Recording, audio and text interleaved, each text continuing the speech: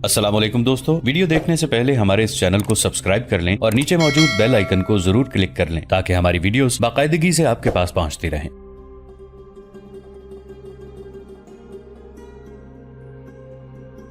उस वक्त तक मुसलमान खंदक के तसव्वुर से ना आशना थे। रसूल करीम सल्लल्लाहु अलैहि वसल्लम ने सलमान रज़ी अल्लाह अन्हु फारसी का मशवरा कबूल फरमाकर अहले मदीना से फरमाया कि सलमान रज़ी अल्लाह अन्हु फारसी की निगरानी में खंदक खोदी जाए। मुसलमानों में बेपनाह जोशो खरोश और जज्बा था। उन्होंने बहुत ही थोड़े वक्त में शहर के इर्द गिर्द खंदक खोद डाली और फिर देखा कि उसे घोड़ा फलांग सकता है या नहीं। घोड़े के लिए यह काम मुमकिन नहीं था। अहले मक्का जोशो खरोश से आए और खंदक के बाहर रुक गए। उन्होंने बहुत कोशिश की कि खंदक को फलांग सकें, लेकिन कामयाब ना हो सके। उस वक्त खालिद रज़ी अल्लाह अन्हु बिन वलीद मुसलमान नहीं हुए थे और इस हमले के कायद वही थे। अहले मक्का ने मदीना को 1 महीने तक मुहासरे में रखा। आखिर मायूस होकर वापस चले गए। इस खंदक की वजह से इस जंग को जंग खंदक कहा जाता है। अब सलमान फारसी रज़ी अल्लाह अन्हु साद रज़ी अल्लाह अन्हु बिन अबी वक़ास के साथ थे और पूरे वसूख से कह रहे थे कि मुजाहिदीन दरिया पार कर लेंगे। पहले भी बयान हो चुका है कि मुजाहिदीन ने दरिया पार कर लिया था। यज़दगर्द दीवार से उतर गया। नौरीन उसके साथ थी। नीचे कहीं 2 घोड़े खड़े थे। यज़दगर्द और उसकी मां उन घोड़ों पर सवार हुए और महल में जाने की बजाय शहर के एक छोटे से दरवाजे से निकल गए। वो मदाइन से दूर चले गए। यज़दगर्द ने एक बार भी मुड़कर मदाइन को न देखा। उसकी मां बार बार पीछे देखती थी। उसके आंसू रुकते ही नहीं थे। इस खानदान पर कड़ी आजमाइश का वक्त तो वो था जब यज़दगर्द को इत्तला मिली कि बोहर शहर में भी मुसलमान दाखिल हो गए हैं। यज़दगर्द ने दीवार पर खड़े होकर अपनी बची कुची फौज को कश्तियों से और पुल से मदाइन की तरफ भागते देखा था। वो अपने महल में गया। अपनी माँ, सौतेली बहन पुरान और शाही खानदान के सरकर्दा अफराद को बुलाया। इनके अलावा उसने 2 जर्नैलों को भी बुलाया।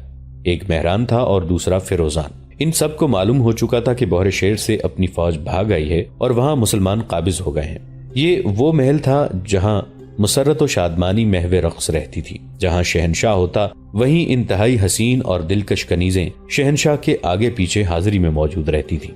उनके नाजो अंदाज और तौर तरीकों से महफिल में कुछ और ही रौनक पैदा हो जाती थी। शराब की सुराहियां और प्याले तो इस महल का लाजमी हिस्सा समझे जाते थे, लेकिन उस रोज तमाम अफराद पर सन्नाटा तारी था। किसी कनीज को उस कमरे में जाने की इजाजत नहीं थी जिसमें यज़दगर्द ने उन सब को बुलाया था। शराब की सुराहियां भी हटा ली गई थीं और उन सब के अंदाज बताते थे कि वो एक दूसरे से नजरें मिलाने से भी घबरा रहे हैं।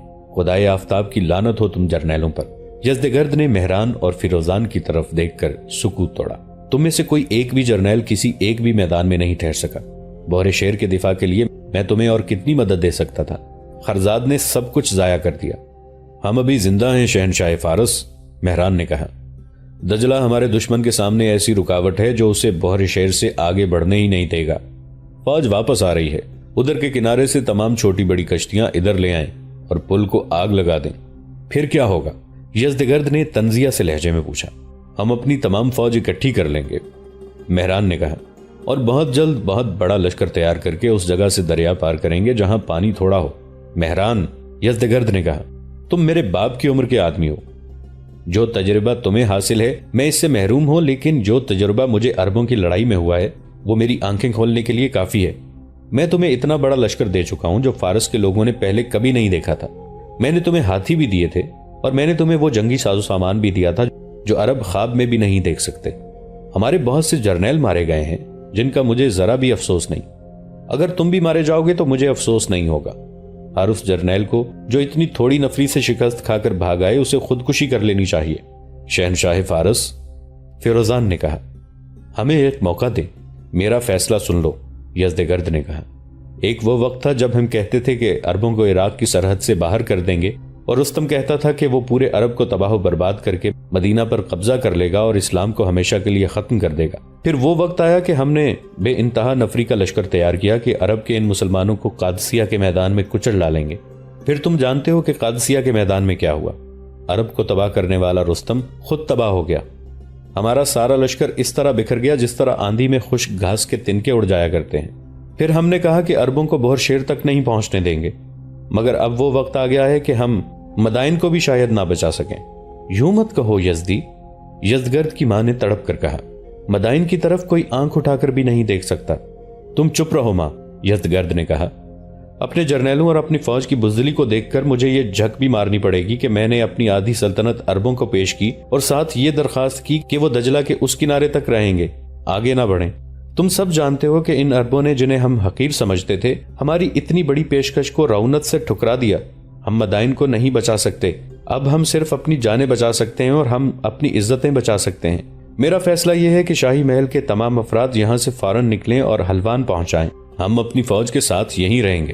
مہران نے کہا، یہاں کوئی نہیں رہے گا۔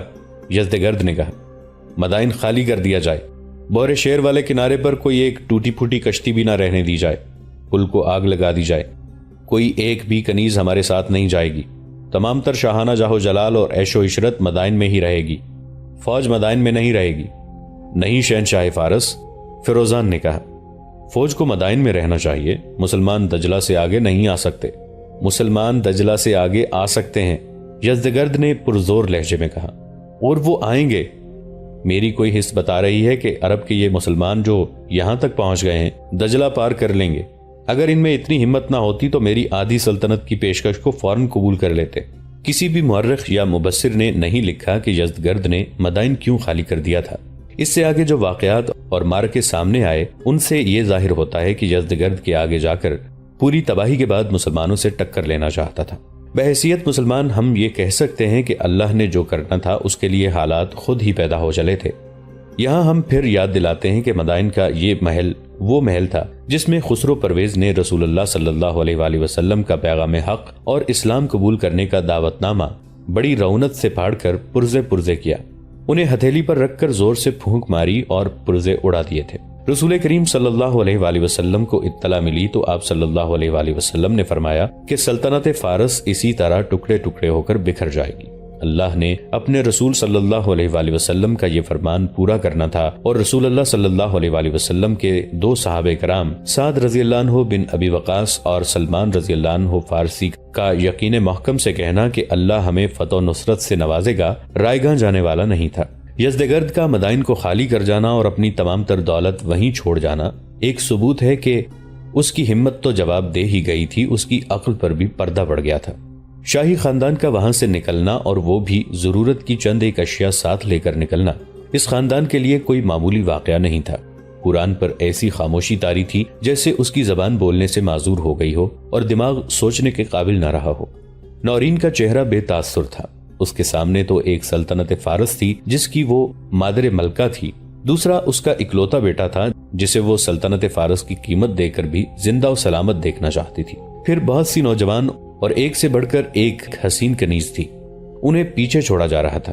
جب شاہی خاندان کے تمام افراد محل سے نکلے تو یہ کنیزیں رستے میں کھڑی آنسو بہا رہی تھیں۔ شاہی خاندان کا ہر ایک فرد مدائن سے نکل گیا، صرف یزدگرد پیچھے رہ گیا اور اس کے ساتھ اس کی ماں رہ گئی۔ یزدگرد نے جب مسلمانوں کو دجلہ پار کرتے دیکھا تو وہ بھی اپنی ماں کے ساتھ مدائن سے نکل گیا۔ اس کے بعد جس طرح مسلمانوں نے دجلہ پار کیا وہ بیان ہو چکا ہے۔ سعد رضی اللہ عنہ بن ابی وقاص اپنے ساتھیوں کے ساتھ مدائن کے محل کی طرف چلے تو اس وقت مورخوں کے مطابق ان کے چہروں پر ایسا تاثر تھا جیسے انہیں یقین آ رہا ہو کہ اس قدر خوبصورت اور اتنا قیمتی شہر مسلمانوں کے قبضے میں پڑا ہے۔ عرب کے صحرا میں پل کر جوان ہونے والے ان مجاہدین نے کبھی خواب میں بھی ایسا جنت نظیر شہر نہیں دیکھا تھا۔ عمارتیں ایسی جیسے دنیا بھر کی دولت ان کی تعمیر پر صرف کر دی ہو، باغ ایسے جو بہشت کا منظر پیش کر رہے تھے۔ سعد رضی اللہ عنہ اپنے ساتھیوں کے ساتھ محل کے علاقے میں داخل ہوئے۔ محل کے ارد گرد دور دور تک رنگا رنگ پھولوں، سرسبز درختوں اور عجیب و غریب پودوں کے باغ تھے۔ پھولوں کی کیاریاں تھیں جن میں پھول کھل رہے تھے، بعض درخت پھولوں سے لدے ہوئے تھے۔ یہ باغ آتش پرستوں کے ذوق کی نزاکت کا پتہ دیتے تھے۔ اور جب سعد رضی اللہ عنہ بن ابی وقاص اپنے ساتھیوں کے ساتھ محل میں داخل ہوئے تو ان کے قدم رک گئے۔ دیواروں پر ایسے نقش و نگار بنائے گئے تھے کہ یہ مصنوعی نہیں بلکہ قدرتی معلوم ہوتے تھے۔ محل کے ہر کمرے میں جو فرنیچر، آرائش و زیبائش کا جو سامان تھا، اس کے ڈیزائن اور اس کی خوبصورتی حیرت ناک تھی اور دیکھنے والوں پر طلسماتی سا تاثر پیدا کرتی تھی۔ دروازوں اور کھڑکیوں پر فارس کے ریشم کے پردے لٹک رہے تھے۔ سونے کے کمرے کچھ اس طرح سجائے گئے تھے کہ ایسے کسی بھی کمرے میں داخل ہوتے ہی غنودگی طاری ہونے لگتی تھی۔ سعد رضی اللہ عنہ بن ابی وقاص جب محل کے ایوان میں پہنچے جہاں شہنشاہ کا دربار لگا کرتا تھا تو رک گئے۔ ان پر ایسی خاموشی طاری تھی جیسے بہت ہی مروب ہو گئے ہوں۔ اور جیسے انہیں یقین نہ آتا ہو کہ عرب کے بوریا نشینوں کی قسمت میں یہ شاہی محل اور یہ بے بہا دولت بھی لکھی ہوئی ہو۔ وضو کرو۔ سعد رضی اللہ عنہ نے اپنے ساتھیوں سے کہا، سب سے پہلے اللہ کے حضور شکرانے کے نفل پڑھو۔ کسی بھی مورخ نے یہ نہیں لکھا کہ شکرانے کے نفل باجماعت پڑھے گئے یا ہر ایک نے الگ الگ پڑھے۔ بہرحال تمام مورخوں نے متفقہ طور پر لکھا ہے کہ سعد رضی اللہ عنہ نے شکرانے کے 8 نفل پڑھے۔ اللہ کے حضور رکوع و سجود کے دوران سعد رضی اللہ عنہ بن ابی وقاص کی آنکھوں سے آنسو بہتے رہے۔ اس کے بعد سعد رضی اللہ عنہ بن ابی وقاص نے جو پہلا حکم دیا وہ یہ تھا کہ وہ تمام عرب خواہ وہ مسلمان ہیں یا عیسائی جن کے بیوی بچے ساتھ ہیں انہیں مدائن لے آئیں اور اپنی اپنی پسند کے مکان میں آباد ہو جائیں۔ جس شہر سے بادشاہ اپنے خاندان اور پوری فوج کے ساتھ بھاگ جائے اس شہر میں رعایا کے لوگ کیسے ٹھہر سکتے ہیں؟ شہر کے لوگوں پر مسلمانوں کی دہشت تو پہلے ہی طاری ہو چکی تھی، اور جب مسلمان دریا گھوڑوں کی پیٹھوں پر پار کر رہے تھے تو شہر کے لوگ شہر پناہ پر کھڑے دیکھ رہے تھے۔ انہوں نے یہ بھی دیکھا تھا کہ ان کے جرنیل خرزاد نے مسلمانوں کو روکنے کے لیے اپنے گھڑ سوار دریا میں اتار دیے تھے، اور ان سواروں کو مسلمان سواروں نے تیروں سے گھائل کر کے دریا برد کر دیا تھا۔ پھر ان لوگوں نے مسلمانوں کو مدائن والے کنارے تک پہنچتے دیکھا اور اپنی فوج کا یہ واویلا بھی سنا تھا، دیواں آمدن دیواں آمدن، اور پھر انہوں نے اپنی فوج کو دہشت زدگی کے عالم میں بھاگتے دیکھا تھا۔ شہر کے اندر جنگل کی آگ کی طرح گھر گھر تک یہ آواز پہنچ رہی تھی کہ یہ عربی انسان نہیں جنات ہیں۔ لوگ اپنے بیوی بچوں کو ساتھ لے کر اور اپنا مال و اسباب پیچھے پھینک کر شہر سے نکل رہے تھے۔ سعد رضی اللہ عنہ بن ابی وقاص نے اپنے لشکر کے ہر اس مجاہد کو ایک ایک مکان دے دیا جس کے بیوی بچے ان کے ساتھ تھے۔ زیادہ تر کنبے ہیرا میں تھے، کچھ لشکر کے ساتھ پیچھے کسی مقام پر، اور بعض ان شہروں اور قصبوں میں تھے جن پر مسلمانوں کا قبضہ ہو چکا تھا۔ سعد رضی اللہ عنہ بن ابی وقاص نے اپنے لشکر کے کچھ حصے کو فارس کی فوج کے بھاگتے ہوئے دستوں کے تعاقب میں بھیج دیا۔ انہیں غالباً توقع تھی کہ وہ یزدگرد کو پکڑ لیں گے۔ جاسوسوں نے سعد رضی اللہ عنہ کو بتا دیا کہ یزدگرد بہت پہلے چلا گیا تھا اور اب وہ حلوان میں ہے۔ جو مجاہدین تعاقب میں گئے تھے ان کے گھوڑے دجلہ جیسا سیلابی دریا تیر کر پار کر کے بری طرح تھکے ہوئے تھے، جسم پر یخ پانی کے اثرات بھی تھے۔ پھر بھی مجاہدین انہیں فارسیوں کے تعاقب میں دوڑاتے گئے۔ مدائن کے فوجی بکھر کر بھاگے جا رہے تھے۔ ان میں شہر کے کئی لوگ بھی تھے، کچھ لوگ بیل گاڑیوں اور گھوڑا گاڑیوں پر جا رہے تھے۔ کوئی فوجی ہوتا یا شہری وہ مجاہدین کو اپنے تعاقب میں دیکھ کر چھپنے یا بھاگنے کی کوشش کرتا تھا، لیکن مجاہدین کی اس دھمکی پر کہ چھپنے والے کو قتل کر دیا جائے گا ہر کوئی رک جاتا تھا۔ مجاہدین ہر کسی کی خصوصاً بیل گاڑیوں اور گھوڑا گاڑیوں میں جانے والوں کی تلاشی لیتے اور قیمتی اشیاء سونا چاندی ہیرے جواہرات اور نقد رقمیں لے لیتے تھے۔ مسلمانوں کی اس معجزہ نما فتح اور فارسیوں کی شرمناک پسپائی کی تاریخ میں مورخوں نے مال غنیمت کا تفصیلی اور خصوصی ذکر کیا ہے، جس کی ایک وجہ یہ ہے کہ اس قدر بیش قیمت مال غنیمت عرب کے مسلمانوں کے تصور میں بھی کبھی نہیں آیا تھا، اور دوسری وجہ یہ تھی کہ مال غنیمت کے معاملے میں مجاہدین نے جس دیانتداری کے مظاہرے کیے ان پر آج کے تاریخ نویس بھی حیرت کا اظہار کرتے ہیں۔ ہم سب سے پہلے اس مال غنیمت کا ذکر کریں گے جو مدائن سے بھاگتے ہوئے فوجیوں، شہریوں اور دیگر افراد سے مجاہدین نے حاصل کیا۔ مدائن دولت مند تاجروں اور جاگیرداروں کا شہر تھا۔ وہاں کے معمولی سے گھروں میں بھی سونا اور نقدی موجود تھی۔ تعاقب کے دوران ان لوگوں سے زر و جواہرات اور بڑے ہی بیش قیمت ہیروں اور رقموں کی صورت میں بے بہا خزانہ ملا۔ کئی ایک گھوڑا گاڑیاں بڑی تیز رفتار سے دوڑ پڑی۔ ایک کے تعاقب میں قیقاع بن عمرو نے گھوڑا دوڑا دیا۔ گاڑی میں صرف گاڑی بان تھا۔ جب قیقاع کا گھوڑا گاڑی کے ایک طرف گاڑی بان کے قریب پہنچا تو گاڑی بان نے تلوار نکال لی اور قیقاع پر وار کیا۔ قیقاع نے وار بچا لیا اور تلوار نکالی۔ گاڑی کے آگے 2 گھوڑے تھے جو پوری رفتار سے دوڑ رہے تھے۔ قیقاع نے آگے بڑھ کر ایک گھوڑے کی لگام پکڑی اور اس گھوڑے کو روکنے سے دوسرا گھوڑا بھی رک گیا۔ گاڑی بان کود کر اترا اور قیقاع پر حملہ کیا۔ اسے معلوم نہیں تھا کہ مقابلہ کس کے ساتھ ہے۔ قیقاع گھوڑے پر تھا، اس نے گھوڑا گاڑی بان پر چڑھا دیا، لیکن یہ شخص اصل میں گاڑی بان نہیں بلکہ تجربہ کار شمشیر زن تھا۔ وہ گھوڑے سے بچ کر نکل آیا۔ قیقاع نے اسے مار تو لیا، لیکن کئی پینترے بدلنے کے بعد گاڑی والے کو قتل کر کے قیقاع نے گاڑی کے اندر دیکھا۔ لمبے لمبے تھیلوں میں کچھ چیزیں بند تھیں۔ تھیلے کھولے تو ان میں بڑی ہی قیمتی تلواریں اور زرہیں برآمد ہوئیں۔ یہ بادشاہوں کی معلوم ہوتی تھیں۔ نیاموں پر بھی ہیرے اور قیمتی پتھر جڑے ہوئے تھے۔ تلواروں کے دستوں کی قیمت کئی ہزار دینار تھی۔ بعد میں شاہی محل میں کام کرنے والے لوگوں نے بتایا کہ ایک زرہ خسرو پرویز اور دوسری روم کے بادشاہ ہرقل کی ہے۔ ہرقل نے آتش پرستوں سے شکست کھائی تھی۔ تلواروں میں کچھ تو فارس کے بادشاہوں کی تھیں اور کچھ دوسرے ملکوں کے ان بادشاہوں کی تھیں جن کی آتش پرستوں کے ساتھ لڑائیاں ہوئیں اور انہوں نے آتش پرستوں سے شکست کھائی تھی۔ घोड़ा गाड़ी में जिरहों और तलवारों के अलावा ढालें भी थीं। बाज ढालों के कुछ हिस्से खालिस सोने के थे। चूंकि ये बादशाहों की थीं, इसलिए इनमें हीरे जवाहरात बड़ी ही कारीगरी और नफासत से जड़े हुए थे। ये तो एक खजाना था जो उस घोड़ा गाड़ी में जा रहा था। कैका ने 2 घुड़सवार मुजाहिदीन को बुलाकर कहा कि उस गाड़ी के घोड़ों की बागें पकड़ें और मदाइन के महल में सिपा सालार साद रजी अल्लाह अन्हु बिन अबी वकास के हवाले कर दें। तारीख में एक और मुजाहिद का जिक्र आता है जिसका नाम इस्मत बिन खालिद था। उसने एक घोड़ा गाड़ी को पकड़ा। उसमें शाही मुहाफिज दस्ते के 3 मुहाफिज सवार थे। उन्होंने बगैर मुजाहिमत के गाड़ी में रखा हुआ सामान इस्मत बिन खालिद के हवाले कर दिया। ये 2 बहुत बड़े बॉक्स नुमा पटारे थे। उन्हें उन मुहाफिजों से ही खुलवाया गया। इनमें से जो चीजें बरामद हुईं, उन्हें देखकर अरब के ये मुसलमान ऐसे हैरत ज़दा हुए कि आंखें झपकना भूल गए और उनके मुंह खुले के खुले रह गए। एक पटारे से एक घोड़ा निकला जो सोने का बना हुआ था। उस पर चांदी की बनी हुई जीन थी। साज और रकाबें भी चांदी की थी। उस पर जो सवार बैठा हुआ था वो भी चांदी का बना हुआ था।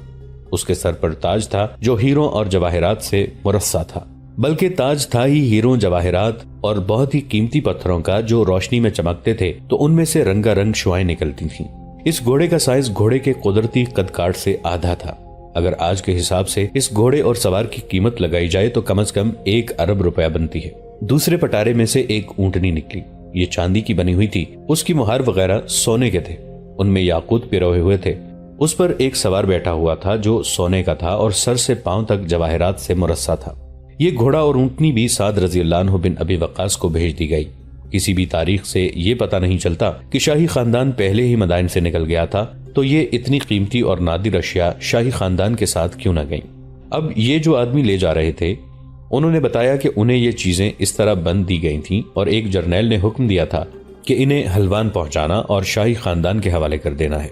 इस हुक्म में यह भी कहा गया था कि ये चीजें रास्ते में ही जाया हो गईं तो इनके मुहाफिजों को कत्ल कर दिया जाएगा। यही वजह थी कि शाही मुहाफिज दस्ते के इन आदमियों ने इस्मत बिन खालिद से कहा था कि उन्हें जंगी कैदी बना लिया जाए।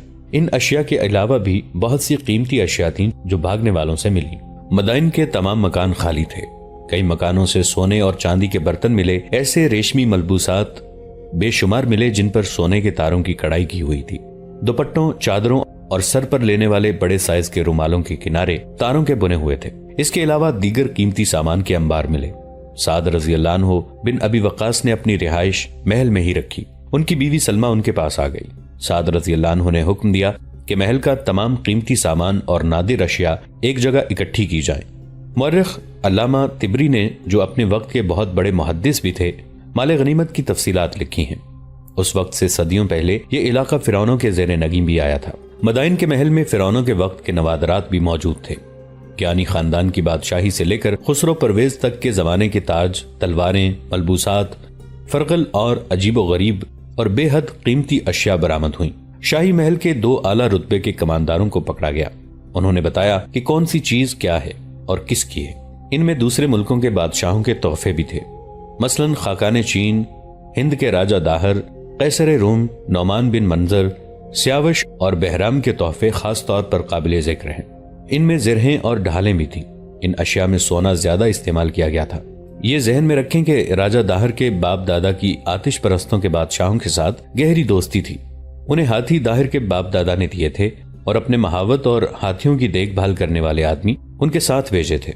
मुसलमानों ने इन तमाम हाथियों का खात्मा कर दिया था। मदाइन के महल की कोई मामूली सी चीज देखते थे तो इसमें भी कुछ न कुछ मिकदार में सोना या चांदी जरूर मिली हुई होती थी। ऐसे मालूम होता था जैसे सल्तनत फारस में सोने की कान थी, लेकिन वहां सोने की कोई कान नहीं थी। ये उस सल्तनत के बादशाहों का खजाना था। इस खजाने में रियाया का खून पसीना भी शामिल था, जो महसूलात के जरिए उनकी हड्डियों से नचोड़ा जाता था और उसमें कमजोर मुल्कों पर फौज कशी करके माले गनीमत के तौर पर हासिल किया गया था।